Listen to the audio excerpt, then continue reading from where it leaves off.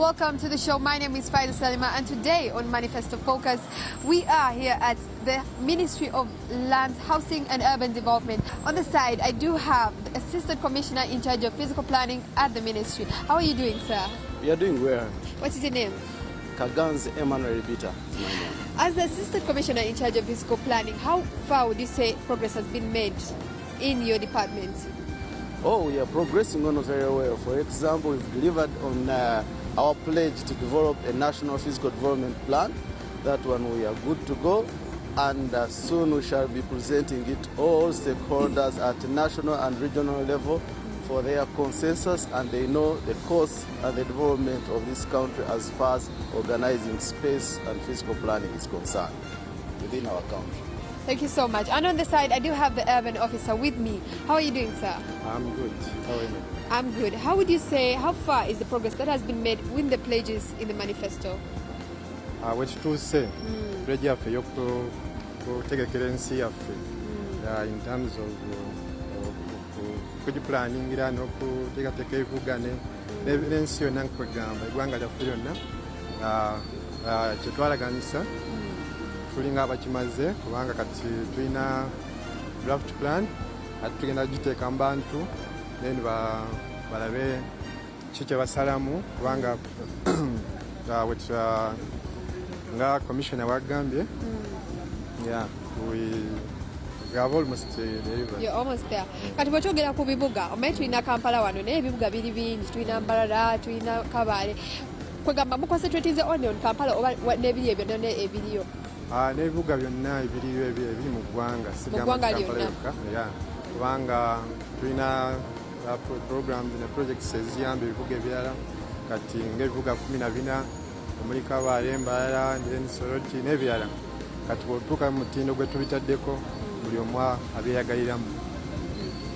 Thank you so much. Today on the show, we'll be getting into details of that and more later on the show. This is Manifesto Focus, brought to you by the Office of the President. This is Manifesto Focus, brought to you by the Office of the President. My name is Faida Salima, and today we are here at the Ministry of Lands, Housing and Urban Development. Next to me is a gentleman from this ministry. His name is Mr. Dennis Owo, and he's the spokesperson for the ministry. How are you doing, sir? I'm fine. How are you? I am good.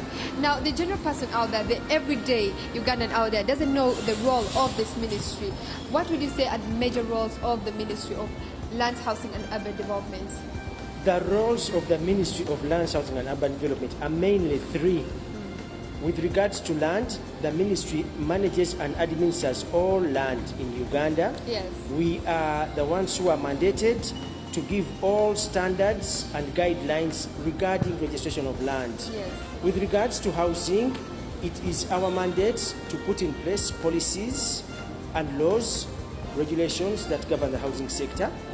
And for physical planning and urban development, it is our role as a ministry to oversee, coordinate, and build the capacities of all the upcoming urban centers, towns, growth centers, urban growth centers within the country.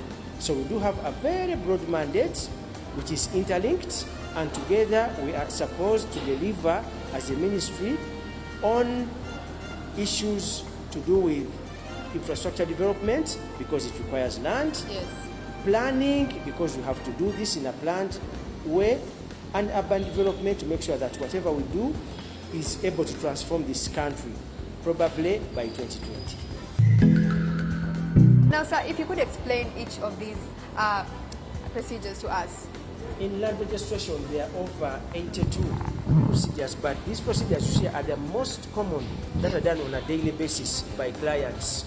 Many come to register transfers on Milo, so usually what is of their interest is the costs, the amount of fees that is paid. Yes. Many people also come to acquire leases, and the procedure is there, but to it, what people are interested in are the forms that are required, because to acquire a lease, you need to fill about 4 different types of forms, Form 8, Form 10, Form 18, Form 23. Now, as you move, there's even freeholds. Very many people acquiring freeholds. It's also a very, very common procedure. People come from up country. So it also has 4 forms, the fees that are paid, the documents required. It is now a requirement in our office that you present a national identity card for any transaction, because we want to be able to link the information of the owners to citizenship. So for all the procedures you see here, there are some documents that must be presented.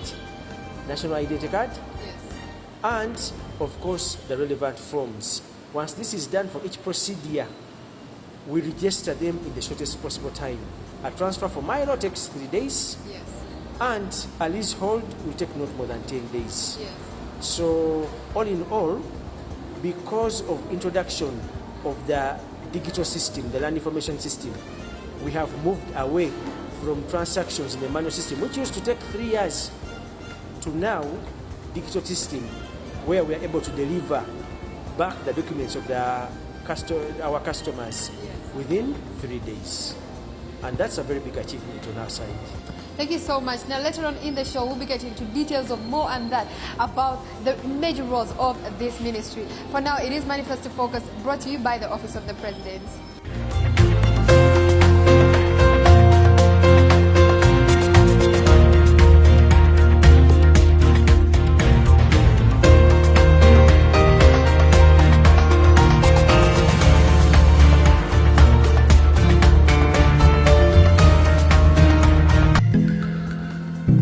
Back, this is Manifesto Focus. My name is Shwari Salima, and today I do have the commissioner who is in charge of land registration at the ministry. You have to keep it on Manifesto Focus to get more details of what has been done and achieved and progressed at the ministry. For now, it is Manifesto Focus, brought to you by the Office of the President. How are you doing, sir? I'm fine, thank you. What's your name? We want to introduce you properly to the people. My name is Sophia Robert. As the commissioner in charge of land registration, how far would you say the progress has been made in registering each and every landowner and tenants in this country? I would say the ministry has moved a great deal in terms of achieving the registration of landowners. The ministry is now undertaking the registration of customary certificates of ownership over land held under customary tenure, constituting about 80% of the country. We have managed to go to Kasese. We have gone to Noya, Pader, and also Kasese. We are now planning to undertake this process in other parts of the country. As you try to register each and every tenant in this country, recently in the country there have been conflicts over land ownership tribunally. Are there any structures in place to combat this and provide a solution to all the people who are conflicting over land? The first solution is to demarcate all land. Demarcating meaning that we identify the owner and then where that owner is located. Where there are disputes, we resolve the dispute on site, especially over conflicting claims and boundaries. And then that should be the basis upon which certificates of title can be issued, or certificates of customary ownership, meaning that they will be based on information directly from the ground, and therefore it will be the basis of what we call conclusive evidence of title. And yet there are rumors that the government is trying to nationalize all resources, including land, for the government.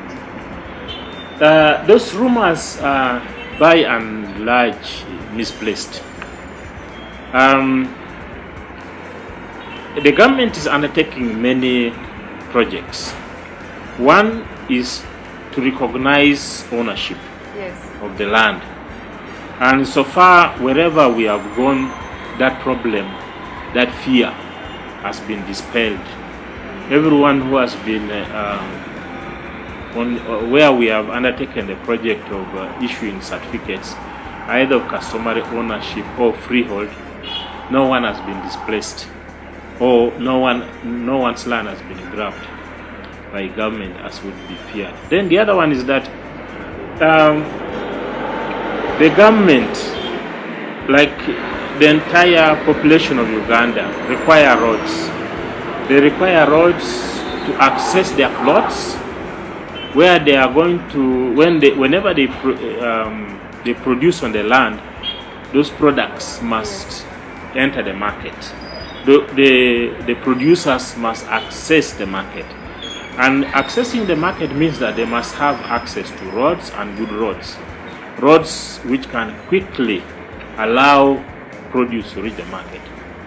Now, when government says it needs land for infrastructure, it is to facilitate the operations of the market so that those who can produce can easily access the market. So that fear, why it is misplaced, is because there is what I would call public space.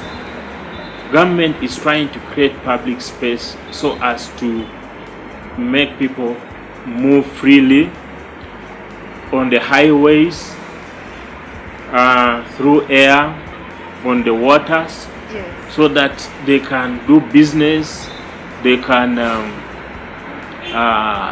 travel easily, and even visit each other without any hindrance. So that is what government is trying to do. Now the power of acquiring that is those pieces of land is called the power of eminent domain. It is the absolute power of government to acquire such land for the benefit of everyone else. And it is important to say here that you cannot own land and enjoy it without the right of access to roads. It is through that right of access that you can enjoy the right over your land. And that's why government is saying for you to enjoy your land, for example, for you to access Entebbe Airport fast, quickly, they need an expressway. These jams which we are getting is part of the problem that we have not adequately planned for public spaces to allow easy movement, easy and fast movement of the public. So that's how government comes in to say we want land, and this land is to benefit everyone, every citizen, without any exception. So whoever owns land is required to release this land for the public purpose, for the use of everyone else, including that person. And the only duty which government has is to pay compensation, so that this person can relocate himself or herself elsewhere and live the normal life he has been living, while at the same time allowing access to these public spaces. What about the tenants who are not willing to leave the land? What has the government taken steps? What are the steps they have taken to ensure this compensation? First of all, these tenants must be identified.